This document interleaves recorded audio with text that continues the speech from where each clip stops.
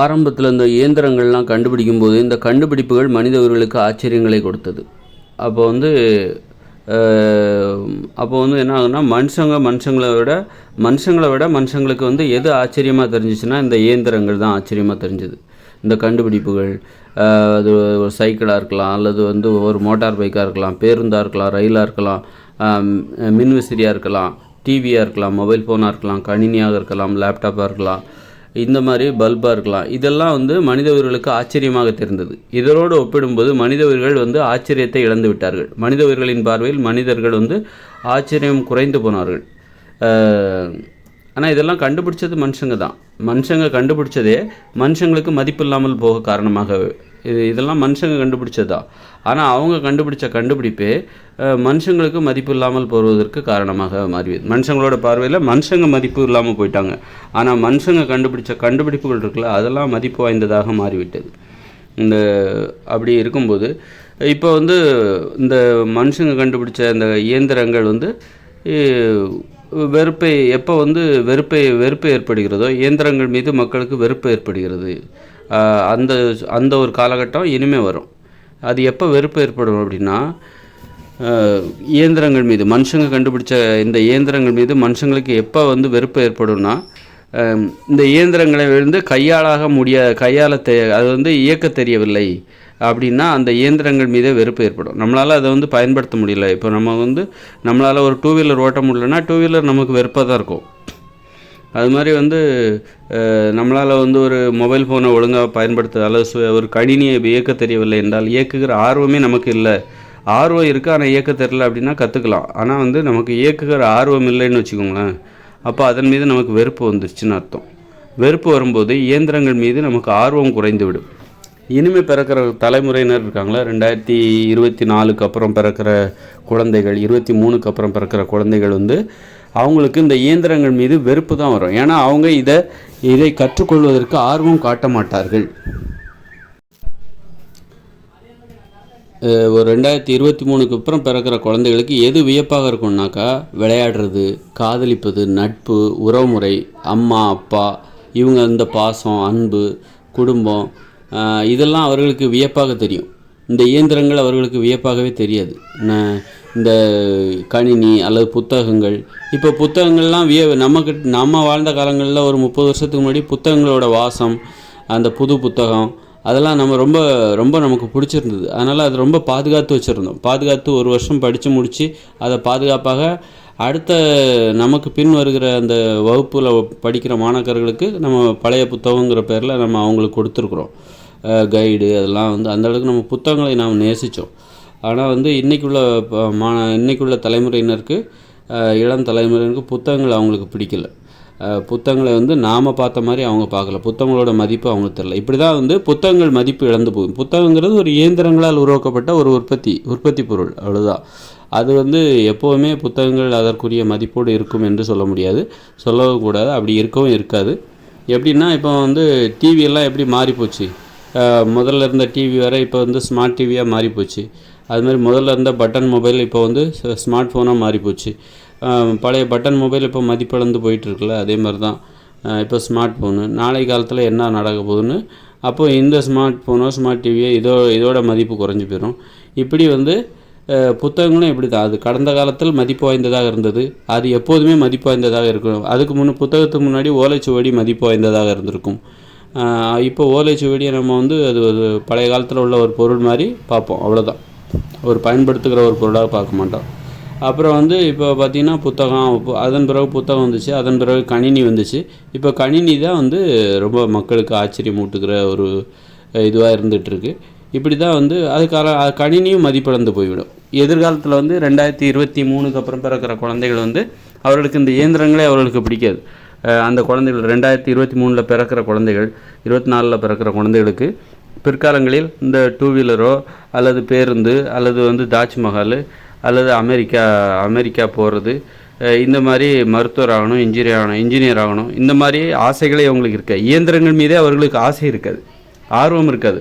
அதை கற்றுக்கொள்ள வேண்டும், வேகமாக பைக் ஓட்டணும், இந்த மாதிரி ஆர்வமே வீடியோ கேமு, மொபைல் ஃபோனு, அதில் இருக்கிற கேம்ஸ்லாம் விளையாடுறது, புது புது சினிமாக்களை பார்க்குறது, இந்த ஆர்வம்லாம் அவர்களுக்கு இருக்காது. இப்போவும் பார்த்தீங்கன்னா அதுக்கு தகுந்த மாதிரியே நீங்கள் சினிமாவிலே பார்த்தீங்கன்னா முன்ன மாதிரி இருந்த சினிமாவில் வந்து இப்போ வந்து தரம் குறைந்து விடு. இப்போ வந்து வெறும் தொழில்நுட்பத்தை தான் அவங்க முன்னிலைப்படுத்துகிறாங்க. கதைகள்லாம் இல்லை, எல்லாம் கதையெல்லாம் தீர்ந்து போச்சு, திருப்தி அடைந்து விட்டார்கள்.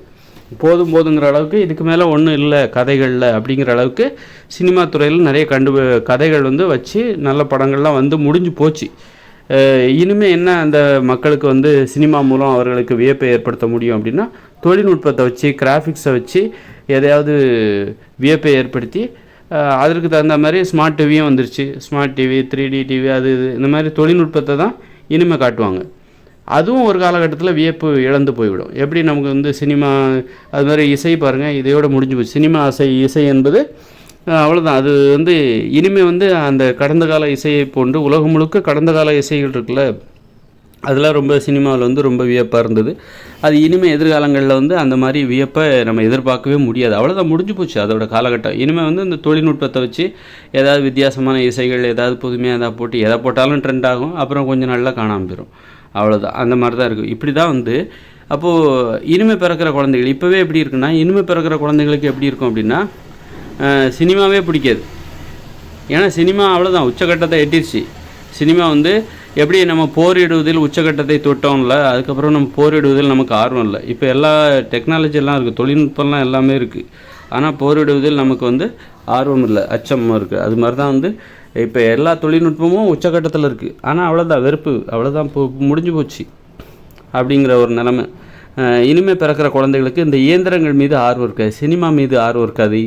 இந்த சினிமா மீது அப்புறம் வேறு என்ன, எந்த காட்சி ரீதியான இந்த தொழில்நுட்ப சாதனங்கள், அப்புறம் போக்குவரத்து வாகனங்கள், இது எல்லாமே உச்சக்கட்டத்தில் இருக்குது. உச்சக்கட்ட காலம் இதெல்லாம். இப்போ இருக்கிற காலகட்டம் என்பது இந்த இயந்திரங்கள், வாகனங்கள் அல்லது விமானமோ அல்லது வந்து நீங்கள் 2 வீலரோ, இது ஒரு உச்சக்கட்ட வளர்ச்சி. இதன் பிறகு என்ன ஆகும் அப்படின்னா, இதற்கு பிறகு என்ன, அடுத்து என்ன அப்படின்னா அவ்வளோதான், முடிஞ்சு போச்சு. இது வியப்பை இழந்து விடும். இதை விட நீங்கள் உச்சக்கட்டது வேறு எதுவும் புதுசாக நீங்கள் எதுவும் காட்ட முடியாது. இனிமேல் என்ன வந்து இந்த பைக்கு, காரு போகிற மாதிரி ஆகாயத்தில் போகிற ஆகாய போக்குவரத்து அதிகமாக இருக்கும். பறக்கும் காரு, பறக்கும் 2 வீலரு இதெல்லாம் இருப்பாங்க. அதுக்கப்புறம் அவ்வளோதான், முடிஞ்சு போச்சு. வியப்பு வந்து அது இன்னொரு 10 வருஷத்தில் நடக்கும். அதன் பிறகு என்ன நடக்கும் அப்படின்னா, அவ்வளோதான், இதோட உச்சக்கட்டம் என்பது முடிஞ்சு போச்சு. மக்களுக்கு போர் அடிச்சிடும். வேடிக்கை காட்டுறதுக்கு இனிமேல் எதுவும் கிடையாது. வேடிக்கை காட்டுறதுக்கு மனுஷங்கக்கிட்ட இதை விட வேறு ஒன்றும் கிடையாது. அப்புறம் ஏதாவது வேற்றுக்கிரகத்தை போயாச்சு, அங்கே ஏதாவது வேற்றுக்கிரகம் எதுவும் கிடைக்கல. உயிர்கள் வாழுகிற வேற்றுக்கிரகம் என்பது இன்னும் மனுஷங்க கையில் கிடைக்கல. கிடைச்சதுன்னா அங்கே போய் ஏதாவது ஒரு வேடிக்கை காட்டியிருப்பாங்க. அதுவும் ஒரு காலகட்டத்தோடு முடிஞ்சு போயிடும். இப்படி வந்து இயந்திரங்கள் மீதான ஆர்வம் என்பது இனிமேல் பிறக்கிற குழந்தைகளுக்கு இல்லாமல் போய்விடும். அப்போ என்ன ஆகும் அப்படின்னா, ஒரு இடத்துலேருந்து இன்னொரு ஊருக்கே போகிறதுக்கு விரும்ப மாட்டாங்க. இன்றைக்கி வந்து நம்ம டூர் போகிறோம்ல, குற்றாலம், அதுவே இன்றைக்கி வந்து எல்லாருக்குமே சுற்றுலா போகிறது பிடிக்காது. எல்லாருக்குமே சுற்றுலா போகிறதுக்கு வந்து குற்றாலம் போகிறதுக்கோ, ஒகேனக்கல் ஊட்டிக்கோ, கொடைக்கானலுக்கோ போகிறதுக்கு எல்லாருக்குமே ஒன்றும் பிடிக்காது. நிறைய பேருக்கு அது பிடிக்காது. நிலையாக ஒரு இடத்துல வசிக்கிறது, உள்ளூர்லேயே இருக்கிறது, அப்படி தான் எல்லாருமே நிறைய பேர் விரும்புவாங்க. அந்த வழக்கம் கூட இனிமேல் பிறக்கிற குழந்தைகளுக்கு இருக்காது. வெளியூர் போகிறது இருக்குல்ல, வெளியூர் போகிற விஷயங்கள், வெளிநாடு போகிற விஷயங்கள், இந்த ஆர்வங்கிறது இனிமேல் பிறக்கிற குழந்தைகளுக்கு இருக்காது. வெளிநாட்டில் போய் செட்டில் ஆகணும். ஏன்னா உள்ளூர்லேயே அவங்க வந்து என்ன பண்ணுறாங்க, அவங்களுக்கு ஒரு சரியான நல்ல ஒரு பிடிப்பு கிடச்சிரும். நட்பு, நண்பர்கள், காதல், இளமையிலேயே காதல். பெற்றோர்கள் இப்போ கல்யாணம் பண்ணி வைப்பாங்கன்னு வெயிட் பண்ண மாட்டாங்க, அவங்களே வந்து துணையை தேடிப்பாங்க. அது மாதிரி ஒரு மகிழ்ச்சியாக வாழ தெரிஞ்ச விளையாட்டு, இது எல்லாம் அப்போ உறவு முறை, நட்பு எல்லாமே உருவாயிருது. அப்போ வெளிநாட்டுக்கு போகிறதா இருந்தால், வெளியூருக்கு போகிறதா இருந்தால் இவங்களை எல்லாம் பிரிய வேண்டிய நிலைமை வரும். அதனால் அது அவங்களுக்கு பிடிக்காது. எல்லா ஊர்லேயும் இப்படி தான் இருக்க போகுது. அதனால் இதுதான் சந்தோஷம், இதை விட வேறு என்ன சந்தோஷம், இந்த சந்தோஷத்தை வேறு எது கொடுத்துட முடியும்? தினமும் விளையாடுறது, நட்பு, நண்பர்கள், அப்புறம் காதல், இதை விட வேறு சந்தோஷம் உலகத்தில் வேறு என்ன இருக்க முடியும் அப்படின்னு சொல்லிட்டு அவங்க என்ன பண்ணுவாங்க, இதிலே அவங்க திருப்தி அடைய ஆரம்பிச்சிருவாங்க. மேற்கொண்டு நான் வந்து ஒரு இன்ஜினியர் ஆகணும், டாக்டர் ஆகணும் அப்படிங்கிறதெல்லாம் அவங்க விரும்ப மாட்டாங்க. புத்தகம் படிக்கணும், கணினி, இந்த இயந்திரங்கள் மீதான ஆர்வங்கள் அவர்களுக்கு குறைந்து போய்விடும், இல்லாமல் போயிடும். மற்றபடி அவங்க உடம்பை ஆரோக்கியமாக வச்சுக்க போகிறாங்க. இனிமேல் பிறக்கிற குழந்தைகள் வந்து உடலை ஆரோக்கியமாக வச்சுப்பாங்க, உறுதியாக வச்சுப்பாங்க. அப்போ அவங்களுக்கு மருத்துவரே தேவையில்லைல்ல. அப்போது மருத்துவர் ஆகணுங்கிற எண்ணமே அவங்களுக்கு வராது. ஏன் வராது அப்படின்னா, உடம்பை ஆரோக்கியமாக வச்சுக்கிறதுக்கான வழிமுறை அவங்களுக்கு தெரிஞ்சு போச்சு. நல்லா விளையாடணும், உடற்பயிற்சி செய்யணும், நல்ல நண்பர்களோட சுற்றணும், இப்படி ஒரு இது அன்போடு இருக்கணும், பாசத்தோடு இருக்கணும். வன்முறை உணர்ச்சிகள் அவர்களிடம் இருக்காது. ஒரு மென்மையான ஒரு உறவுமுறை, மென்மையான அணுகுமுறை, உறவுமுறையினரிடம் நண்பரிடம் ஒரு மென்மையான அணுகுமுறை. அது மாதிரி சாதியை பற்றிலாம் அவங்களுக்கு அது சுத்தமாக பிடிக்காது. இந்த மாதிரி வேற்றுமையை வளர்க்கிற நடைமுறைகள் அவர்களுக்கு பிடிக்காது. இப்போ வந்து பார்த்திங்கன்னா அவங்க வந்து உடலை ஆரோக்கியமாக வச்சுக்க போகிறாங்க. இப்போவே பார்த்திங்கன்னா நிறைய சின்ன பசங்களை பார்த்திங்கன்னா அவங்க உடம்பை கண்டிப்பாக ஆரோக்கியமாக வச்சுக்கணும். நம்மளை மாதிரி நோயோடெல்லாம் இருக்க மாட்டாங்க. அப்படி இருக்கும்போதே அவர்களுக்கு டாக்டர் ஆகணுங்கிற எண்ணமே வராதே. நோயாளிகளுக்கு தான் டாக்டர் ஆகணுங்கிற எண்ணம் வரும். நோய்கள் எதிர்காலத்தில் வரும் அப்படின்னா தான் எதிர்காலத்தில் நான் டாக்டர் ஆகணுங்கிற எண்ணம், அந்த உள்ளுணர்வு ஏற்படும்.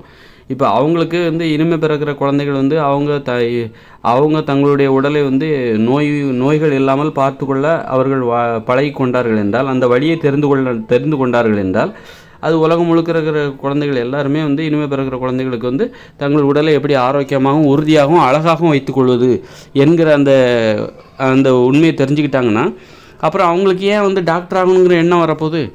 எல்லாருமே ஆரோக்கியமாக இருப்பதற்கு தெரிந்து கொண்டால் டாக்டர் ஆகணுங்கிற அவசியமே இல்லை. உடம்பை ஆரோக்கியமாக வச்சிருக்கான அந்த வழிகளை தான் தெரிஞ்சுக்கணும். உடலை எப்படி ஆரோக்கியமாகவும் உறுதியாகவும் பராமரிப்பது என்கிற வழியை தெரிந்து கொள்வது தான் ஒரு மருத்துவர் என்கிற நிலையை விட உயர்வான நிலை எது அப்படின்னா, உடம்பை ஆரோக்கியமாக பராமரிப்பது.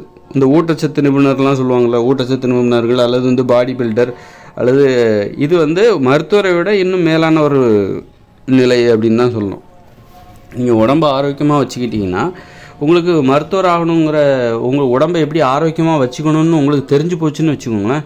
உங்களுடைய கவனம் எல்லாமே உங்கள் உடம்பை எப்படி ஆரோக்கியமாக வச்சுக்கணும் அப்படிங்கிறது இளமையிலே நீங்கள் தெரிஞ்சுக்கிட்டிங்கன்னா உங்களுக்கு மருத்துவர் ஆகணுங்கிற எண்ணமே வராது.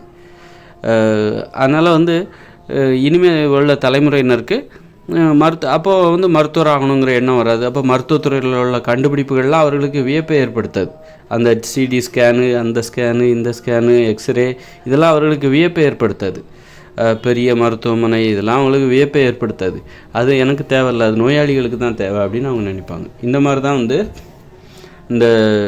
இந்த இயந்திரங்கள் மீது உள்ள ஒரு வியப்பு இருக்குல்ல, ஆச்சரியம் இருக்குல்ல, அது மனித உயிர்களுக்கு இனிமேல் விலகிவிடும். அதற்கு என்ன காரணம்? அவர்கள் எளிமையானவர்களாக மாறிவிடுவார்கள். அவர்களுக்கு இந்த கணினியை இயக்க தெரியாது. எளிமையானவர்களாக மாறிவிட்டால் அவர்களுக்கு கணினியை எப்படி கையாளுவது, ஒரு காரை எப்படி ஓட்டுறது, ஒரு 2 வீலர் எப்படி ஓட்டுறது, இதெல்லாம் அவங்க தெரிஞ்சிக்க விரும்ப மாட்டாங்க. தெரிஞ்சிக்க தெரியாது. தெரிஞ்சிக்க விரும்ப மாட்டாங்க, தெரிஞ்சிக்கவும் முடியாது. அந்தளவுக்கு அவர் எளிமையானவர்களாக மாறிவிடுவார்கள். நீங்கள் எந்த அளவுக்கு எளிமையாக மாறுறீங்களோ அந்த அளவுக்கு நீங்கள் வந்து ஒரு பாதுகாப்பான ஒரு வாழ்க்கையை வாழ ஆரம்பிச்சிருவீங்க. இப்போ உங்களுக்கு கார் ஓட்ட தெரிலன்னா, அப்போ இனிமேல் பிறக்கிற குழந்தைகளுக்கு கார் ஓட்டவே பிடிக்காது, கார் ஓட்டவே தெரியாதுன்னா அதன் மூலம் 10 லட்சம் பேர் மோட்டார் வாகன விபத்துகள் மூலம் ஒவ்வொரு வருஷமும் உயிர் தப்பிப்பாங்க, சாகாமல் தடுக்கலாம்.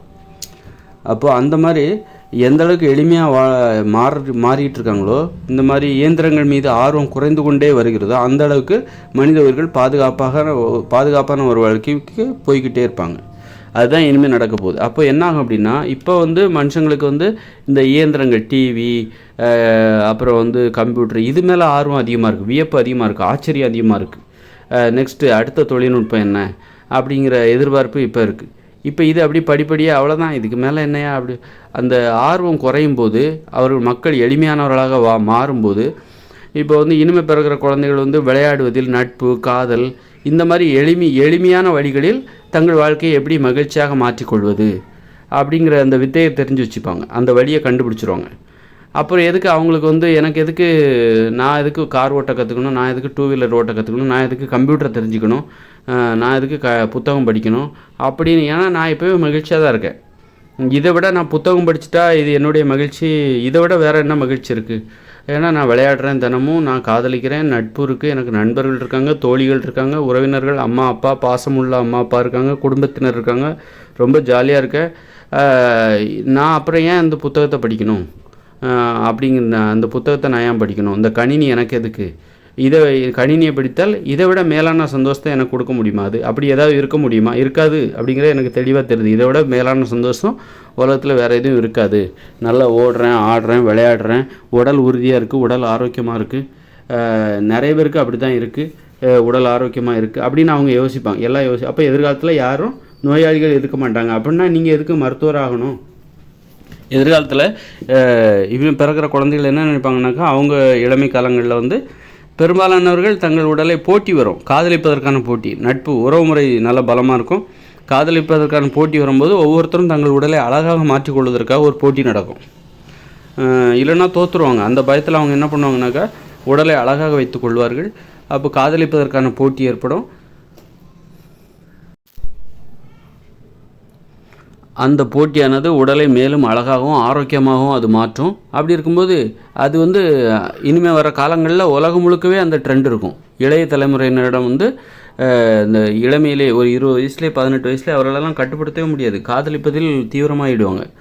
அப்போ காதலிப்பதற்கு என்ன தேவை? நல்ல உடலில் உறுதி தேவை, ஆரோக்கியமான உடல் தேவை.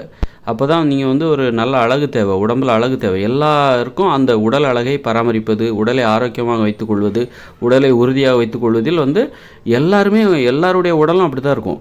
நீங்கள் இனிமேல் 2023க்கு அப்புறம் பிறக்கிற குழந்தைகளை பார்த்திங்கன்னா அவங்களோட இளமை காலங்களில் பார்த்திங்கனாக்கா அவங்களுடைய உடல் உறுதியாக இருக்கும், அழகாக இருக்கும், இளமையாக இருப்பாங்க, ஆரோக்கியமாக இருப்பாங்க. அப்படி இருக்கும்போது அந்த அந்த அந்த காலகட்டங்களில் வாழ்கிற ஒரு குழந்தைக்கு, ஒரு பையனுக்கோ பொண்ணுக்கோ ஏன் டாக்டர் ஆகணுங்கிற எண்ணம் வரப்போகுது? ஏன்னா அங்கே தான் நோயாளிகளே இல்லை. எல்லாருமே ஆரோக்கியமாக தான் இருக்காங்க, அழகாக தான் இருக்காங்க, நல்ல உடலில் உறுதியாக இருக்கிறார்கள். அப்போ எதிர்காலத்தில் நோயே இருக்க போகிறதில்ல. அப்படின்னா எதிர்காலத்தில் மருத்துவராக இருப்பதற்கு வாய்ப்பு, அதாவது வரவேற்பு இருக்க போவதில்லை. இப்போ நம்ம வாழ்கிற காலத்தில் இருக்கிறவங்க தான் நோயாளியாக இருப்பாங்க. அது கூட எதிர்கால தலைமுறையினரிடம் ஏற்படக்கூடிய அந்த மாற்றம் நம்மிடம் கூட ஆரோக்கியத்தை ஏற்படுத்தும். ஆக இப்போ மருத்துவராகணுங்கிற அவசியம் இல்லாமல் போகுது. அதுக்கு ஏன்னா மக்கள் எல்லோரும் அப்போ விபத்தின் மூலமாகத்தான் இனிமேல் விபத்தின் மூலமாக யாராவது உடல் ஊனமடைகிறார், உடலில் காயமடைகிறார், அதற்குத்தான் இங்கு சிகிச்சை தேவை. அது கூட பார்த்திங்கன்னா இந்த இளைய தலைமுறையினர் 2023க்கு அப்புறம் பிறக்கிற குழந்தைகள் இந்த 2 வீலர் 4 வீலர்லாம் ஓட்ட மாட்டாங்க. அதெல்லாம் தெரியாது, எனக்கு அது தெரியாது, அது தெரிஞ்சிக்க வேண்டிய அவசியம் இல்லை. நான் ஏன் இன்னொரு ஊருக்கு போகிறதுக்கு தானே, இன்னொரு ஊருக்கு வேகமாக போகிறதுக்கு, ரொம்ப தொலைவு போகிறதுக்கு தானே இந்த காரெல்லாம் ஓட்ட கற்றுக்கணும். நான் என் ஊரில் தான் இருக்க போகிறேன், என் நண்பர்களோடு தான் வாழ போகிறேன், நான் என்னுடைய குடும்பத்தோடு தான் இருக்க போகிறேன், எனக்கு காரு, நான் நடந்து போய்க்க போகிறேன் அப்படின்னு சொல்லிட்டு அந்த மாதிரி ஒரு எளிமையான மகிழ்ச்சியான வாழ்க்கைக்கு இந்த மாதிரி இயந்திரங்களை தெரிந்து கொள்ளாமல் இருப்பது தான் புத்திசாலித்தனம். இயந்திரங்களை தெரிஞ்சிக்காமல் இருக்குது, எனக்கு அதை கற்றுக்க முடியல அப்படின்னா அது எனக்கு ரொம்ப சந்தோஷம். இயல்பாகவே எனக்கு அதை கற்றுக்கவும் தெரில. என்னுடைய கவனமெல்லாம் இயந்திரங்களை கற்றுக்கொள்வதல்ல, மனுஷங்களை தெரிஞ்சுக்கிறது, என்னுடைய காதலியை புரிந்து கொள்வது, என்னுடைய காதலனை புரிந்து கொள்வது, என்னுடைய மனைவியை புரிந்து கொள்வது, என்னுடைய கணவனை புரிந்து கொள்வது, என்னுடைய அப்பா அம்மாவை புரிஞ்சுக்கிறது. மனுஷங்களை புரிஞ்சுக்கிட்டாலே அது எனக்கு ரொம்ப சந்தோஷத்தை தருது, பாதுகாப்பாக இருக்குது. மனுஷங்க மேலே அந்த இயந்திரங்கள் மீது உள்ள அந்த வியப்போ ஆச்சரியமோ அப்படியே என்ன ஆகுது அப்படின்னா, இயந்திரங்களை கற்றுக்கொள்ள முடியவில்லை எங்கும்போது மனிதர்கள் அனைவரும் எளிமையானவர்களாக மாறும்போது அவர்களுக்கு இருக்கிற வியப்பு அத்தனையும், ஆச்சரியங்கள் அத்தனையும் மனுஷங்க மேலே திரும்புது. மனுஷங்க மேலே இவங்களுக்குள்ள இப்போ இந்த நம்ம வாழ்ந்துக்கிட்டு இருக்கிற இந்த தலைமுறை, இந்த காலகட்டத்தில் நமக்கு வியப்பு எதன் மீது இருக்குன்னா, இந்த டிவி, 43 இன்ச்சஸ் டிவி, அதில் கம்ப்யூட்டரு, காரு, இதன் மீது ஆச்சரியம் இருக்குது. அப்புறம் 2023க்கு அப்புறம் பிறக்கிற குழந்தைகளை பார்த்திங்கன்னு வச்சிங்கன்னா அவங்களுடைய காலங்களில் அவங்களுக்கு இதெல்லாம் வியப்பாக இருக்காது. இது கடந்த கால மேட்ரு. இந்த டிவி மேலே வியப்பு ஏற்படுவது இதெல்லாம் கடந்த காலத்தில் ஒரு செய்யும். அவங்க காலகட்டத்தில் அவங்களுக்கு எது வியப்பாக இருக்குன்னா, அவனுடைய காதலி, உறவு முறைகள் வியப்பாக இருக்கும். அவங்க அப்பா அம்மா, நண்பர்கள், அண்ணன் தம்பி, அக்கா, இந்த மாதிரி சித்தப்பா பெரியப்பா, அத்தை மாமா, இந்த மாதிரி உறவு முறை மீது வியப்பாக இருக்கும். அண்ணன், இந்த மாதிரி பக்கத்து வீட்டு அண்ணன், இந்த மாதிரி உறவு முறைகள் மீது அவர்களுக்கு ரொம்ப வியப்பாக இருக்கும். டெய்லி விளையாடுவாங்க. விளையாடுறத விட சந்தோஷம் வேறு என்ன இருக்குது? அப்போ அந்த மாதிரி விளையாட்டில் கவனம் செலுத்துவாங்க. இந்த மாதிரி நான் படித்தா தான் சந்தோஷமாக வாழ்வேன், நான் விளையாடினாலே எனக்கு சந்தோஷம் கிடைக்கும், அதனால் இன்றைக்கி நான் விளையாட போகிறேன், காதலிக்க போகிறேன், காதலை விட வேறு சந்தோஷம் இந்த புத்தகம் படிப்பதால் எனக்கு கிடைத்து விடுமா அப்படின்னு சொல்லிட்டு அவன் 20 வயசுலேயே கல்யாண வாழ்க்கையை ஆரம்பிச்சிருவான். கல்யாணம் பண்ணிக்க அவன் இப்போ ஒரு 16 வயசுலேயே பெண்ணை தேட ஆரம்பிச்சிருவான். தனக்கு தேவையான பெண், தனக்கு தேவையான ஒரு ஆணை, ஒரு பெண் தேட ஆரம்பிச்சிருவா. ஒரு 20 வயசில் கல்யாணம் பண்ணிப்பா. அவருக்கு ஒரு 43 வயசு ஆகும்போது, 40 வயசு ஆகும்போது அவங்களுக்கு ஒரு 20 வயசில் பசங்க இருப்பாங்க. அப்போ எவ்வளோ பலமாக இருக்குன்னு நினச்சி பாருங்கள். ஒரு 40 வயசில் அவங்களுக்கு ஒருத்தருக்கு 40 வயசு ஆகும்போது, ஒரு ஆண் பெண்ணுக்கு 40 வயசு ஆகும்போது அவங்களுக்கு ஒரு 20 வயசில் பசங்க இருந்தாங்கன்னா அவங்க எவ்வளோ பலமாக அவர்கள் உணர்வார்கள், தைரியமாக உணர்வார்கள். அப்படின்னா 20 வயசில் கல்யாணம் பண்ணால் தான் 40 வயசில் தைரியமாக இருக்க முடியும். நீ 32 வயசில் கல்யாணம் பண்ணாக்கா அப்புறம் நீ தைரியமாக இருக்கணும்னா 50 வயசு வரைக்கும் நீங்கள் வெயிட் பண்ணணும். உறவுமுறைகள் தான் உங்களுக்கு தைரியத்தை கொடுக்கும். அதுவும் இந்த ரத்தபூர்வமான உறவுமுறை இருக்குல்ல, குடும்ப உறவுமுறைகள், உங்களுக்கு பிறக்கிற குழந்தைகள், அவங்க உங்கள் பக்கத்தில் உங்கள் முதுமை காலங்களில் நல்ல ஒரு உயர்ந்து வளர்ந்து நிற்கும்போது அது உங்களுக்கு மிகப்பெரிய தைரியத்தை கொடுக்கும். வேறு என்ன தைரியத்தை கொடுத்துருமா? பணங்காசு தைரியத்தை கொடுத்துருமா? கொடுக்காது. அதனால் வந்து இனிமேல் வர காலங்கள் வந்து இயந்திரங்கள் மீது மக்களுக்கு ஆர்வம் குறைந்துவிடும். இயந்திரங்கள் மீது உள்ள ஆச்சரியங்கள் குறைந்துவிடும். இயந்திரங்களை கற்றுக்க முடியாத ஒரு நிலைமை, அந்த எளிமையான நிலைமைக்கு போயிடுவாங்க. இயந்திரங்களை அவங்கள கற்றுக்கணும் வெறுப்பாக இருக்கும். எதுக்கு இதெல்லாம் கம்ப்யூட்டர் தெரிஞ்சுக்கணுமா, அதை தெரிஞ்சுக்கணுமா, கம்ப்யூட்டரில் அதை கிளிக் பண்ணி இதை கிளிக் பண்ணு, இதை கிளிக் பண்ணி இதை டவுன்லோட் பண்ணு, என்ன இது அப்படின்னு சொல்லிட்டு வெறுப்பாக இருக்கும். இதை தெரிஞ்சுக்கிட்டால் தான் நான் வாழ முடியுமா அப்படி. இது வந்து ஒரு ஆர்வம் இது இந்த திறமையை யாரும் வியந்தும் பார்க்க மாட்டாங்க. ஏன்னா கம்ப்யூட்டரில் அது தெரியும் இது தெரியும் அப்படின்னு இனிமேல் வர தலைமுறையினர் அதை வியந்தும் பார்க்க மாட்டாங்க. அதை அப்படியா ரொம்ப திறமை, நீ வச்சுக்கப்போ உன் திறமையை நீ வச்சுக்கோ அப்படின்னு சொல்லிட்டு அந்த மாதிரி நாங்கள் விளையாட போகிறோம், நான் வந்து காதலிக்க போகிறேன் அப்படின்ற மாதிரி போயிடுவாங்க. மகிழ்ச்சியான வாழ்க்கை. அந்த மாதிரி ஒரு காங்கிரீட் கட்டடமாக நீ படிக்கலைன்னா காங்கிரீட் கட்டடத்தில் வசிக்க முடியாது, ரொம்ப நல்லது அப்படின்னு சொல்லிட்டு நான் குடிசையிலே வசிச்சுக்கிறேன், குடிசையிலே எங்களால் மகிழ்ச்சியாக வாழ முடியும் அப்படிங்கிற மாதிரியான ஒரு மனப்பான்மை அவர்களுக்கு வந்துவிடும். இது எதிர்காலத்தில் நடக்க போகிற புரட்சி மாற்றம். இது உலகம் முழுக்க நடக்கும். அதனால் அதுக்கு முன்னாடி நாம் செய்ய வேண்டிய நிலைமை என்னன்னா ஒரு புதிய உலகை உருவாக்க வேண்டும். அதனால் இனிமேல் பிறக்கிற குழந்தைகள் இருக்காங்களா, அவங்க 2023 அப்புறம் பிறக்கிற குழந்தைகள் கண்டிப்பாக இயந்திரங்கள் மீது அவர்களுக்கு ஆர்வம் இல்லாமல் போய்டும். அதனால்தான் அவங்க இந்த இயந்திர அறிவியல் உலகமே செயலிழக்கும். அவர்கள் எளிமையான மனிதர்களாக மாறிவிடுவார்கள், செயலிழக்கும். அதன் பிறகு வந்து இந்த பள்ளிக்கூடத்தை நடத்த முடியாது, வாத்தியார்கள்லாம் குழம்பி போயிடுவாங்க, பசங்க படிக்கவே மாட்டேங்கிறாங்க அப்படின்னு சொல்லிட்டு குழம்பி போயிடுவாங்க. இந்த மாற்றங்கள்லாம் நடக்க போகுது. அதனால் இப்போ நம்ம அதனால் இந்த இயந்திர அறிவியல் உலகமே 2040 செயலிழந்து போயிடும், அவ்வளோதான். அதன் பிறகு எல்லோரும் காடுகளை நோக்கி சமவெளிகளை நோக்கி நம்ம ஓடத்தான் போகிறோம். அதற்குள் நான் என்ன பண்ணுறேன், என்னுடைய கண்டுபிடிப்பு புதிய உலகத்திற்கான அந்த வடிவமைப்பு, அந்த கண்டுபிடிப்பை நீங்கள் வந்து உலகம் முழுக்க நிறுவுவதற்கான முயற்சிகளில் ஈடுபடுங்கள். அது ஒன்று தான் அறிவுபூர்வமான நடைமுறையாக நாம் செய்ய வேண்டிய நடவடிக்கையாக இனிமேல் எதிர்காலத்தில் இருக்கணும்.